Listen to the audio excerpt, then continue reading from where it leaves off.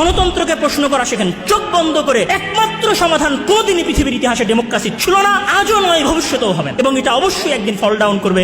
যে পৃথিবীর হাজার লক্ষ বছরের ইতিহাসে শুধু কি গণতন্ত্রই ছিল? গণতন্ত্র তো এসেছে আজ থেকে 300 বছর আগে। মানে 300 বছর আগে এই পৃথিবীতে কোনো শাসন ব্যবস্থাই ছিল না, এই পৃথিবীর কোনো দেশেই কোনো শান্তি ছিল না, এই পৃথিবীর কোনো দেশেই কোনো শ্রেষ্ঠ শাসক আসেন নাই। এটা কি যুক্তিযুক্ত কথা? ইসলামের ইতিহাসের যে 1500 বছরের শাসন ব্যবস্থা, সেই শাসন ব্যবস্থায় কি কেউ গণতন্ত্রের মাধ্যমে, বর্তমান নির্বাচনী সিস্টেমের মাধ্যমে ক্ষমতায় এসেছিলেন?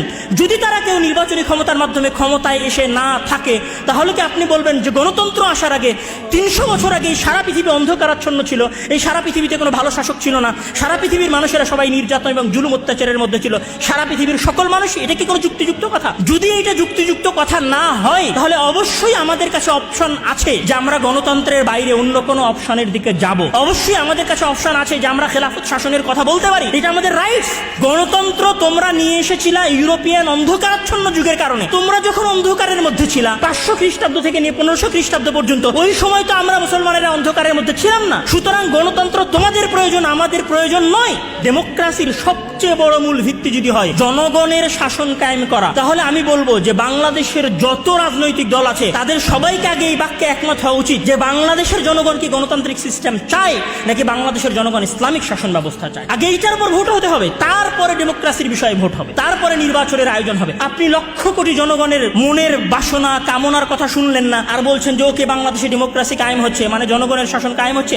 এটা একটা ফাও ভুয়া কথা, যেই ভুয়া কথার মাধ্যমে সাধারণ জনগণকে শাসন করা যায়, শাসন করা হচ্ছে। সম্মানিত উপস্থিতি, গণতন্ত্রের বিরুদ্ধে কথা বলার কারণে যারা আপনাদেরকে জঙ্গি বলে তাদের বিষয়ে প্রশ্ন উত্থাপন করেন, গণতন্ত্রের উপরে প্রশ্ন উত্থাপন করেন, এটা কতটুকু সামঞ্জস্যশীল, কতটুকু কর্মক্ষম সেই বিষয়ে প্রশ্ন উত্থাপন করেন, এটা কতটুকু ফাংশন করতে পারে সমাজে সেই বিষয়ে প্রশ্ন উত্থাপন করেন। পৃথিবীর কোন বিশাল জনসংখ্যার দেশে গণতন্ত্র এখন পর্যন্ত ফাংশন করতে পারে নাই। গণতন্ত্রের বিপরীতে সমাধান কি হবে সেটা নিয়ে আমাদের দেশের আলেম ওলামারা অনেক আলোচনা করেছেন, অনেকে অনেক বক্তব্য দিয়েছেন, সেগুলো আপনারা জানেন। যদি কোনোদিন সময় হয় সেগুলোর উপর আলোচনা হবে। কিন্তু আমার একটা কথা, যে গণতন্ত্রকে প্রশ্ন করা শেখেন, চোখ বন্ধ করে। একমাত্র সমাধান কোনদিনই পৃথিবীর ইতিহাসে ডেমোক্রেসি ছিল না, আজও নয়, ভবিষ্যতেও হবে, এবং এটা অবশ্যই একদিন ফল ডাউন করবে। এটা মনে রাখার এবং প্রশ্ন করার অনুরোধ রেখে আমি আমার সংক্ষিপ্ত জুমার খুতবা শেষ করছি। আল্লাহ তাআলা আমাদেরকে সঠিক বুঝ দান করুন। আল্লাহুম্মা আমিন। ওয়া আখিরু দাওয়ানা আলহামদুলিল্লাহি রাব্বিল আলামিন।